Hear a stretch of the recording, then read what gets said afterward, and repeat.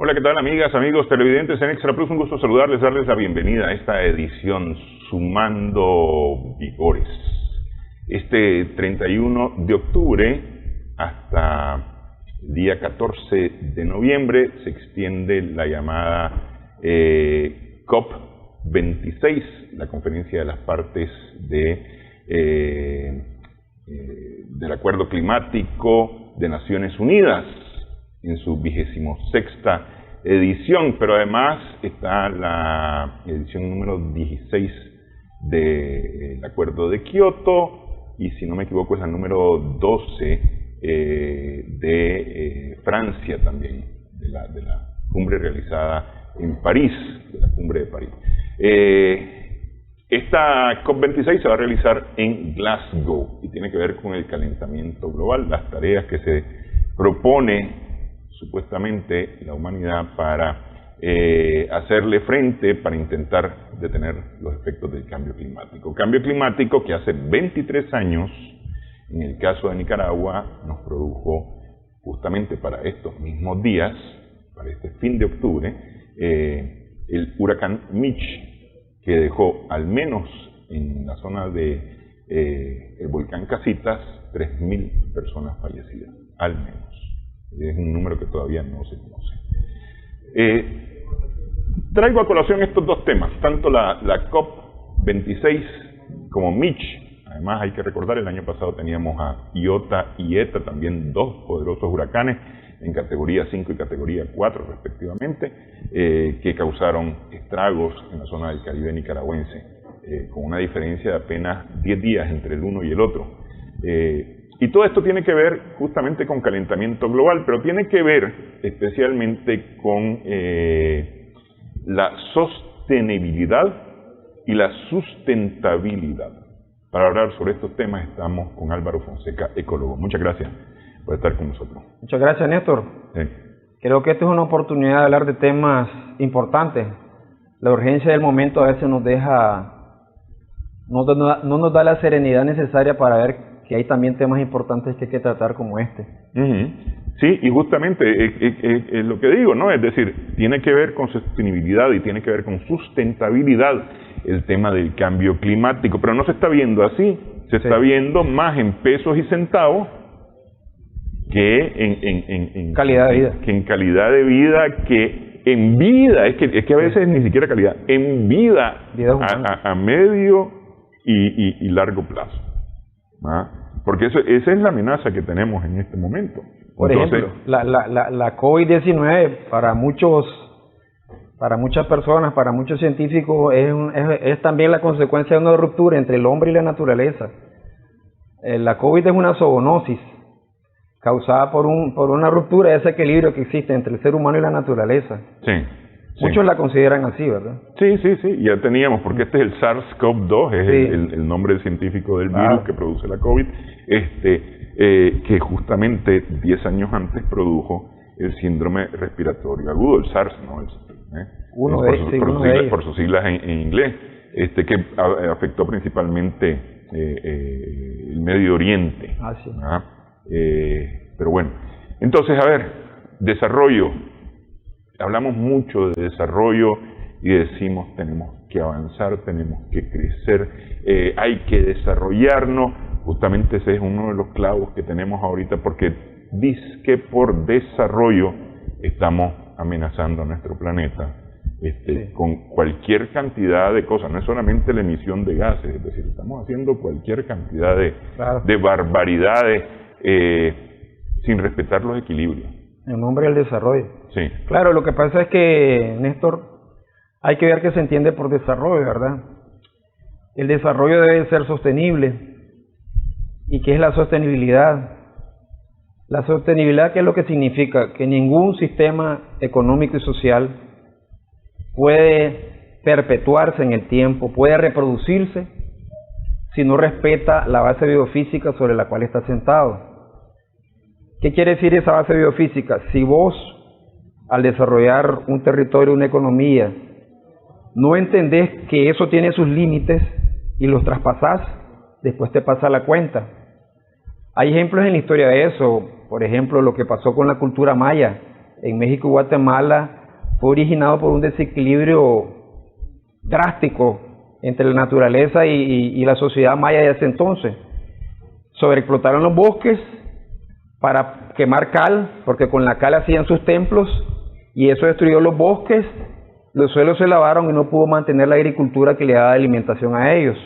Eso fue a pequeña escala en una pequeña parte del mundo.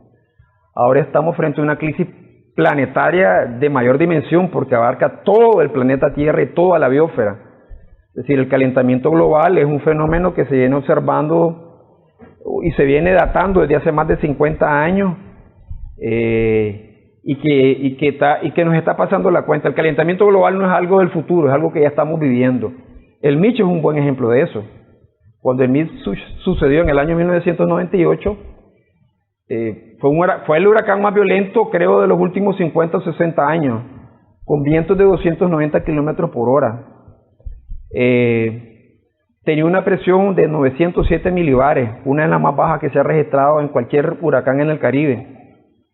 Se estacionó frente a las costas de Nicaragua por una zona de alta presión y generó lluvias torrenciales, especialmente en la zona del Pacífico. Por ejemplo,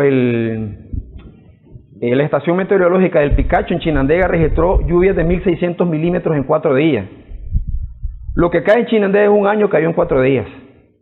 Es decir, ¿qué suelo va a resistir eso? Por eso sucedió lo que sucedió en el Casita, ¿verdad? Además, aparte de que estaba despalado el Casita. No, pero además, con esto de los 1.600 milímetros cúbicos, ¿qué suelo resiste eso cuando está como buen suelo? Pero estos suelos que están permeados, además, sí, en Chinandega, permeados por una capa de veneno, por una capa de los pesticidas que se utilizaron en esa zona del país, especialmente por los platanales. Es decir, es y la caña de azúcar. Sí, y la caña de azúcar, sí, es tremendo, sí, tremendo. Pero es eso, es decir, no estamos trabajando planificadamente para futuro, estamos trabajando planificadamente para allá. Para el corto plazo, nada más. Sí. Para el corto plazo. Para sacar ya. Claro, es decir, yo pongo aquí 10 pesos y yo mañana quiero tener 100 pesos. Exactamente, sí, exactamente. Es decir, ¿qué quiere decir sostenible? Que te puedas sostener. La palabra sostenible significa que te sostengas. Y para sostener la economía, ¿verdad? Vos tenés que respetar esos límites biofísicos del planeta. Es decir, sostenibilidad significa 2 cosas: que tenés que respetar los límites de la tierra. Es decir, ¿la economía para qué está? Para producir bienes y servicios. La naturaleza te proporciona la producción, con la cual vos generas producción, pero también generas servicios. Pero también vos, después del proceso económico, generas residuos que la naturaleza también absorbe. Aguas contaminadas, despale, contaminación del aire, ¿verdad? Desechos sólidos. Desechos sólidos, líquidos, eso lo absorbe la naturaleza. Entonces, pero la naturaleza no puede absorberlo eso de manera indefinida, tiene un límite, y ese límite lo tenés que conocer, por un lado.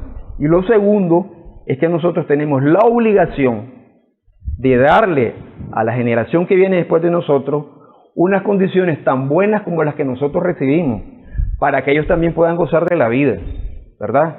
Eso tampoco lo estamos pensando, porque la economía está pensada solamente para crecer. Es decir, el modelo económico es un modelo que solo piensa en el crecimiento. Por eso en el año 1983, que se formó la Comisión de Medio Ambiente de las Naciones Unidas, y que generó su primer informe en el año 1987, el informe Brundtland, en honor a la primera ministra de Noruega, que era de ese apellido, y por lo cual así se nombró su informe, donde el informe dice que el desarrollo tiene que ser sostenible. Fue la primera vez que se mencionó esa palabra. ¿Qué es lo que pasó? Se hace la comisión porque se constata 2 cosas en el mundo. Primero, que se está destruyendo el medio ambiente. Y segundo, que quienes están más sufriendo son las personas más vulnerables. O sea, que está creando vulnerabilidad y está creando destrucción. Y que por ese camino el mundo va a un precipicio. Entonces, la comisión trabaja y desarrolla su primer informe donde dan la noción de que el desarrollo debe ser sostenible. Esos son los orígenes de la palabra, en el año 1987. Los orígenes de la expresión desarrollo sostenible. Desarrollo sostenible, ¿verdad? Sí. Que tiene, digamos, distintas acepciones, pues ahí se puede entender o sea, la profundidad con que lo entendas va a depender de quién lo maneje. Por ejemplo, ahora hay mucho, y disculpan que lo diga, lo que le llaman el greenwashing, o sea, lavado verde. Vos como empresa decís que haces responsabilidad social, que plantas arbolitos, que haces limpieza en las playas, y eso está bien, pero eso no va a la raíz del problema. Y más bien ese es un eufemismo, que es una forma de encubrir el problema de fondo. El problema de fondo es un modelo económico que es insostenible y que tiene que ser transformado. Yo no digo que eliminado, sino que transformado. Transformado en otra cosa que no solamente piense que el crecimiento debe ser indefinido per se. El crecimiento debe servir para garantizar calidad de vida, para garantizar condiciones de vida dignas para la persona, para que la persona sea feliz consigo mismo y con lo que es. Eso debe ser el crecimiento, y no simple crecimiento material. Ese es el gran problema del modo de producción actual dominante. Sí, garantizar por lo menos equidad en la distribución de la riqueza. No digo igualdad, equidad en la distribución de la riqueza. Equidad, sí. Equidad. ¿Verdad? Ahora, el desarrollo sostenible, desde que se inició, ¿verdad?, en el año 1987, aunque tuvo sus orígenes mucho antes, en el año 1972, se hizo un famoso informe que se llamó el informe de los límites del crecimiento, hecho por un famoso club que se llamaba el Club de Roma, donde ya en ese año advertían que si la humanidad crecía de esa manera iba a llegar un tiempo en que se iban a sobrepasar los límites. En el año 1972, estamos hablando de 28 más 21, hace 46, 47 años, ya se había advertido de esa cosa, ¿verdad? Luego, después del informe Brundtland, se establece la Convención Marco sobre Cambio Climático, que después dio origen a lo que se llama la Convención de las Partes. Hizo su primera convención en el año 1995 en Bonn, en Alemania. La primera. Ahora vamos por la número 26. Sí. La más importante de todas ellas fue la COP 15 en París. En el año 2015 en París. Donde se dice, donde por vez se establecen tres cosas. Primero, que el calentamiento global, es decir, el calentamiento del clima a nivel de la Tierra, no debe sobrepasar los 2 grados centígrados, pero que idealmente no debería pasar el 1.5 grados centígrados. Ahorita ya el aumento de la temperatura es de 1 grado. Estamos a medio grado de llegar a la 1.5 y a 1 grado de llegar a los 2 grados. Primero dice eso, establece límites al calentamiento global. Y lo establece porque dice que se volvería irreversible el aumento de la temperatura. Correcto, es decir que cada año continuaría ya de forma imparable, indetenible, el aumento de temperaturas. Exactamente, exactamente, Néstor. Es decir, arriba de 2 grados saltan todas las alarmas, en el sentido de que se crea lo que se llama en inglés tipping points, o sea, hay umbrales que una vez que se pasan y que lo sobrepasás, aunque quieras revertirlo, ya hay una tendencia, una inercia.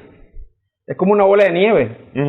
Que vos dejas caer la bola de nieve encima de la ladera y una vez que empieza a rodar, ya nada la detiene hasta que llega al fondo, ¿verdad? Eso es lo que sucedería. Entonces el Acuerdo de París establece eso, que la temperatura de la Tierra no debe sobrepasar los 2 grados. Segundo, establece que para el año 2050 deberíamos hacer emisiones netas cero. Es decir, que todos los países del mundo y todas las economías no deberían emitir, o sea, que lo que emiten de carbono no debe sobrepasar los límites de la atmósfera. Cero emisiones de carbono. Tercero, establece lo que se llama, el nombre exacto se me pasa ahorita, pero es decir, cada país del mundo debe comprometerse a establecer unos límites de calentamiento global y que sean legalmente vinculantes. Todos los 200 y pico de países que hay en el mundo, ¿verdad? Y después dice la Convención de París, damos 5 años, el año 2020, para que los países manden sus informes por país y empiecen a trabajar en eso. Y a partir del año 2020 se va a crear un fondo de $100.000 millones anuales por parte de los países desarrollados, los países menos desarrollados, para contribuir a revertir el calentamiento global. Hasta el momento, esos 100.000 millones, cero. No ha pasado nada. Porque en teoría eso iba a ocurrir el año pasado, pero supuestamente por el COVID sí. No se pudo reunir, por eso se pasa para Glasgow este año. Exactamente. Sí. Exactamente. Yo realmente, bueno, dice que la esperanza nunca se pierde, pero la verdad es que todas las COP26, a pesar de los avances, todavía no se traducen en acciones concretas. Es decir, se habla mucho, pero los hechos son muy pocos. Sí, porque detrás de todo esto hay grandes intereses, ¿verdad? Que impiden que esto avance, ¿verdad? Que esto cuaje. Creo que hay que esperar, ¿verdad? ¿Qué es lo que va a pasar después de la COP26 ahí en Glasgow? Se dice que van a llegar más de 25.000 personas. Va a durar 2 semanas. La primera semana van a llegar presidentes de casi todos los países del mundo, pues, a dar su discurso. Y la siguiente semana ya se van a elaborar los acuerdos más técnicos y los procedimientos. Esperemos que efectivamente salga una especie de humo blanco que realmente empiece a dar señales de que hay una voluntad política, especialmente de los países más ricos, por empezar a revertir eso. Porque ¿quiénes son más responsables de todo esto? Los países más ricos. Sí, ¿no? Y entonces hasta ahora... Los pobres como nosotros son los que se nos pegan las pulgas. Pues. Hasta ahora la fórmula ha sido: no vamos a reducir emisiones. Lo que vamos es a dar para que aquellos que tienen bosques cuiden sus bosques para que puedan absorber las emisiones. Eso es lo mejor que se ha logrado hasta ahora, ¿verdad? Y sacado con cuchara, ¿verdad? Claro, con cuchara. Claro, es decir, hay que absorber, ¿verdad? El CO2 que hay en la atmósfera. Este es uno de los gases de efecto invernadero, pero no es el único. También está el metano, hay otros gases más. Pero el CO2 es el más importante porque viene de la quema de los combustibles fósiles. ¿Cuáles son los combustibles fósiles? Son 3: petróleo, carbón y gas, ¿verdad? Sabemos que si la economía se sigue sosteniendo en base a estos combustibles fósiles, la economía va a sobrepasar sus límites y no se va a poder sostener. Eso estamos claros de eso. No es posible que la economía siga de esa manera. Lo que necesitamos es saber cuándo tenemos que revertir eso antes de que se vuelva imparable, como hablábamos al comienzo.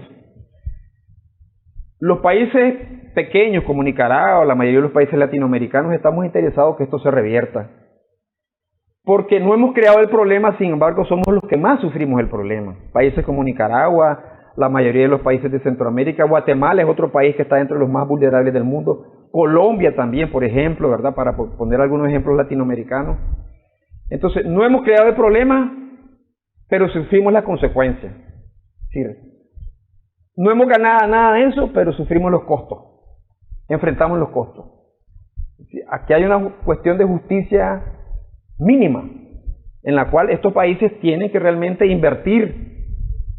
Ahora nos dicen, mira, el mundo está tan mal, vas a tener que limitar tu crecimiento, no puedes desarrollarte como lo pensabas hacer, porque si no eso va a contribuir a los gases de efecto invernadero.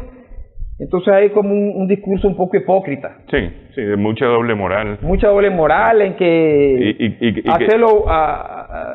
hacelo vos, pero no imites lo que yo hice. Sí, y en mi opinión tiene que ver con también lógicas de dominación, pues es decir, tenés que depender de mí. Sí, exacto. A fuerza. Exacto, pues entonces, pero sin embargo, la verdad es que el problema urge mucho. Nosotros como Nicaragua, a pesar de los problemas ambientales que tenemos, ¿verdad? Que se han acumulado por años, pues no es de ahora, pues esto viene arrastrando desde hace siglos, desde tiempos de la colonia. Necesitamos a nivel local hacer cosas. Y creo que el país ha hecho ciertas cosas. Por ejemplo, después del huracán Mitch, se creó la ley 337, que es la ley del Sistema Nacional de Prevención y Atención a Desastres, que no existía. Pero debido a lo que pasó con el Mitch, se creó la ley, la aprobó la Asamblea en aquel entonces. El sistema ha crecido, ha mejorado. Entiendo que todos los municipios del país tienen su plan municipal de atención a desastres, lo cual es positivo, lo cual es bueno. Pero eso es una cosa más entre las muchas que tenemos que hacer para enfrentar las amenazas del cambio climático, ¿verdad? Creo que, por ejemplo, Nicaragua debería transitar hacia una agricultura sostenible. Yo le llamo agroecología, ¿verdad? Nicaragua tiene una ley de agroecología, Sí. que es importante, ¿verdad? Hay movimientos que están, por ejemplo, por el rescate de las semillas criollas, por decirle no a la semilla transgénica, lo cual es positivo para el país para conservar su biodiversidad. Hay señales de que en Nicaragua se están haciendo cosas, pero hay que hacer mucho más. Ok. Y eso tiene que ver con sustentabilidad. Exacto. Vamos a hacer la pausa para abordar este tema de la sustentabilidad al regresar en Sumando Vigores.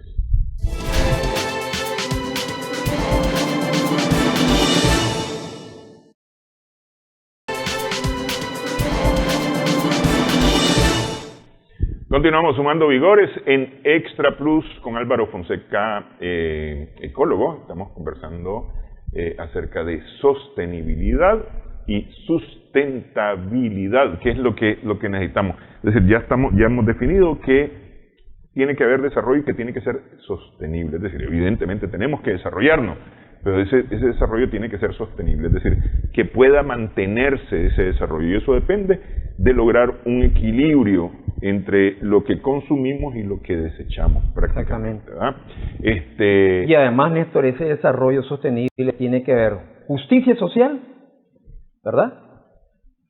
Sostenibilidad ecológica y satisfacción de las necesidades de la población. 3 cosas. Para que sea sostenible. Lo que pasa es que es un equilibrio bien complicado, bien precario. Complicado. Es decir, el desarrollo tiene que ser para las personas. Sí. Tiene que pensar en el bien común. Tiene que ser para las personas. Y además tiene que respetar los límites naturales.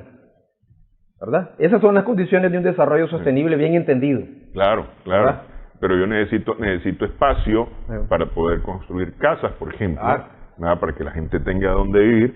Y si tengo que talar un bosque, para hacer eso, pues habrá que talar el bosque. La lógica indicaría que eso es lo normal. Y sí, pero el asunto es ¿qué voy a hacer para reponer eso que quité? Para hacer que la desaparición de ese bosque no me vaya a afectar. Que es en ese tipo de cosas que a veces no se piensa. ¿Ves? Ahí el tema de la agroecología, se llaman buenas prácticas agrícolas, hay certificaciones de buenas prácticas agrícolas que respeta los recursos, el bosque, hace el uso adecuado de los pesticidas, si los va a utilizar, porque no es producción orgánica, es una producción más controlada, es decir, además que no afecte a las personas, etc. Es decir, son una serie de componentes, ¿no? Las buenas prácticas agrícolas, que se acercan bastante al concepto de la agroecología. Sí. Distinto totalmente a la producción comercial y la expansión sobre la tierra. La agroindustria que le llaman. Sí. Ok. Entonces, esto debe darnos para el sustento. Esto sostenible debe darnos el sustento. De ahí la sustentabilidad del desarrollo también. Exactamente. Hay un ejemplo en la historia en Nicaragua. Cuando los españoles llegaron a Nicaragua, ¿verdad? En el año 1524, ¿verdad? Que vino Gil González, fundó Granada en ese año 1524, que a propósito cumple 500 años en el 2024. Y llegaron a la región del Pacífico. Hay un famoso cronista de Indias, Oviedo, que decía Nicaragua era el paraíso de Mahoma. Nicaragua en ese entonces, la región del Pacífico, dependiendo de la población, podía variar desde 400.000 personas hasta 800.000 personas. O sea, el Pacífico de Nicaragua sostenía una población indígena numerosa, sana, bien alimentada y que era sostenible. Y con comercio, además. Y con comercio, porque sí. Nicaragua comerciaba con las regiones de Mesoamérica, El Salvador, Costa Rica, la Gran Nicoya, toda esa zona. ¿Qué quiero decir con eso? Después con la colonia,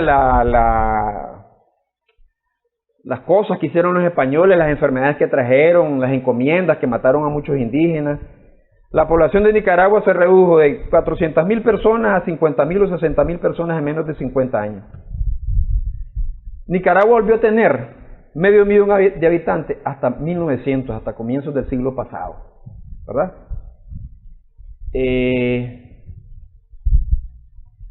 ¿A qué voy con eso? Que el modelo de vida de esa comunidad originaria, nuestros ancestros, era sostenible con la naturaleza, porque tomaban lo que necesitaban y vivían bien. Vivían bien. Oviedo declara que era una población sana, bien alimentada, ¿verdad? Y no era por la cantidad, no, era la práctica.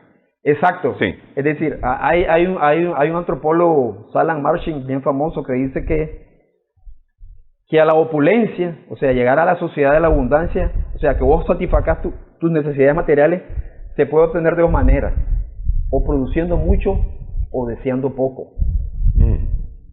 Nosotros vivimos en una sociedad que produce mucho y estamos acostumbrados a desear mucho. Todo lo que nos ofrece el mercado, el celular de último modelo, ir a ver la última película, un buen vehículo, salir a pasear, comer toda clase de comidas aunque no sean saludables. Eso es lo que te dice el mercado, porque el mercado necesita vender y vender y vender y desechar y desechar y desechar para mantenerse. Esa forma de ver la vida y de entender la vida no era la que había con nuestros ancestros. Era otra forma de entender la vida y de entender la felicidad y de entender su relación con la comunidad. Yo no estoy diciendo que volvamos a esa sociedad idílica, no, porque ya no es posible, eso ya pasó. Pero sí quiero advertir de que es posible tener otra forma de concebir la vida y las relaciones entre las personas, como antes lo hacíamos. No la quiero romantizar, hacer muy romántico, pero sí quiero decir que en la historia hay ejemplos de que las sociedades, si saben mantener su base de recursos, son sostenibles. La sociedad nicaragüense y esa forma de vida que encontraron los españoles tenía 800 años de estar en la zona del Pacífico. 800 años, ¿verdad? Porque ellos vinieron desde Tolula, de México, y llegaron hasta Nicaragua. Pues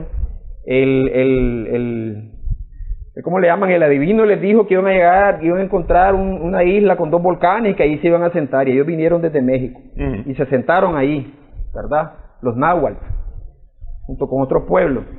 Entonces ellos estuvieron en esa zona por más de 800 años.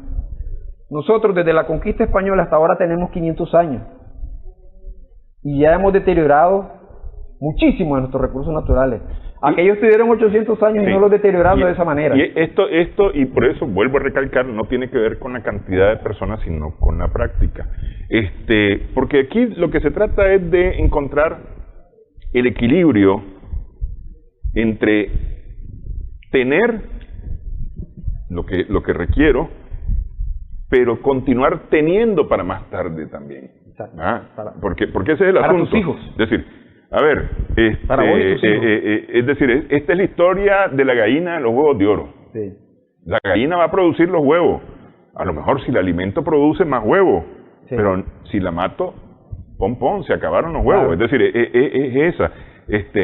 ¿Es posible? Sí, es posible. Y yo me voy a las comunidades indígenas, especialmente de la costa caribe de Nicaragua, que mantienen un equilibrio sostenible, sustentable con su entorno. Sí. Y son los invasores los que llegan a dañar ese modelo. Sí. Entonces me van a decir, pero viven pobremente. No necesariamente. No. ¿Qué entendés por pobreza? Sí. No solamente es cuestión material, ¿verdad? Sí. Pero fíjate que eso que decís, Néstor, es bien interesante. Yo el año pasado anduve en esa zona y me trasladé desde Rosita a Bonanza. Es un trayecto como unos 35 kilómetros. Vos desde que salís de Mulucucú y llegás hasta Ciuna, y después desde Ciuna te trasladas a Rosita, ves que la zona ha cambiado y se ha transformado mucho por la ganadería. El bosque ha sido bastante eliminado. Y entonces vos ves mucho comercio, mucha actividad comercial, mucho movimiento. Pero cuando te trasladas desde Rosita a Bonanza, vos ves un cambio bien grande. Ves que hay más bosque, ves que el bosque llega hasta la misma orilla del camino en muchos casos. Ves las comunidades mezquitas a las orillas con sus iglesias moradas. Y iba con un amigo que me decía, mire, don Álvaro me decía, ¿se da cuenta? Me dice, me voy a la mentalidad de nosotros, los del Pacífico y en general, pues. Él decía, hombre, aquí no hay ganadería, no hay desarrollo. Pero decía, ¿pero por qué decís esto? Porque ve, mire, me dice, todo esto montoso.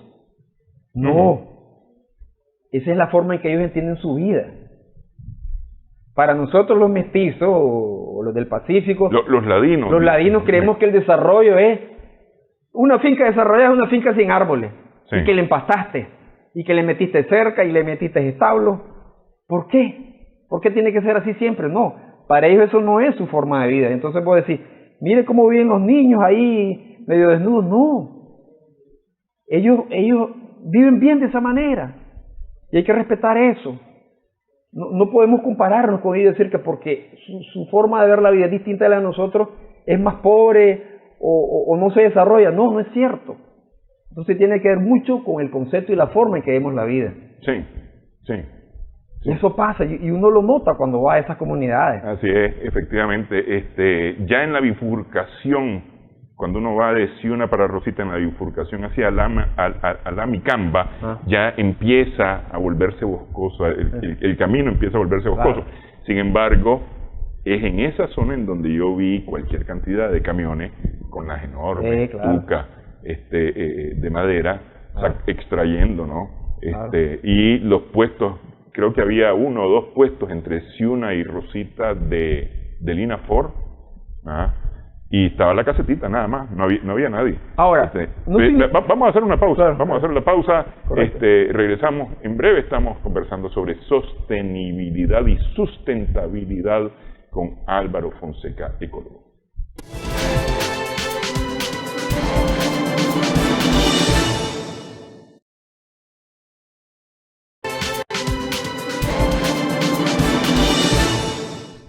Continuamos sumando vigores en Extra Plus. ¿Cómo hacemos que sea sustentable el desarrollo? No solamente sostenible, sustentable, es decir, que nos dé, que nos provea. Exacto, ese es el gran reto. Yo creo, es decir, el calentamiento global, ¿verdad? El aumento de la temperatura ya llegó, ya está instalado en el clima mundial. Lo que tenemos que hacer es evitar que se vuelva catastrófico. Pero ya los efectos existen, el Mitch es un ejemplo de eso. Los 2 huracanes del año pasado, el Eta y el Iota, en menos de 15 días, ¿verdad? Algo terrible. Hablábamos al comienzo que Nicaragua está entre los 10 o 15 países más vulnerables del mundo ante los desastres naturales, ¿verdad? Especialmente que tienen que ver con el clima, ¿verdad? Sequías, inundaciones, huracanes, depresiones tropicales, bajas presiones, etcétera. Creo que este es un esfuerzo conjunto que tiene que ver con varias cosas, ¿verdad? Una, creo que en la COP26 los países ricos están obligados a realmente hacer esa transferencia de recursos a naciones como las nuestras. Están obligados y lo deben hacer, y nosotros como país latinoamericano del tercer mundo debemos presionar para que eso se haga efectivo ya, porque es un acuerdo. La cosa es que se implemente, ¿verdad? Están obligados ellos a hacerlo, porque además lo que nos pase a nosotros también les va a pasar a ellos.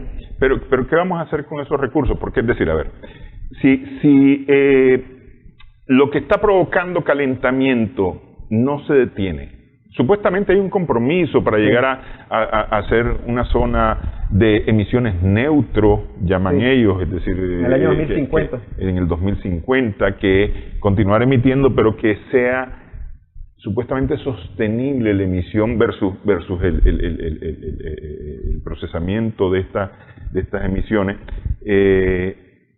pero mientras aquello no cambie, es decir, de aquí al 50 nosotros desaparecimos.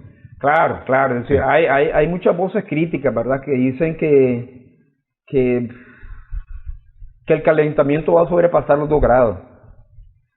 Hay unos que hablan de 2.7 grados. hay otros que hablan de más incluso. El mundo, y sobre todo los países pobres o empobrecidos, o que nos han empobrecido como nosotros, no debemos permitir eso, porque somos los que más vamos a sufrir. Tenemos que levantar nuestra voz fuertemente. Yo creo que, bueno, estábamos hablando de esa transferencia de recursos. Lo otro que creo es que debe haber una mayor toma de conciencia por parte de la sociedad acerca de que este es un problema de sobrevivencia.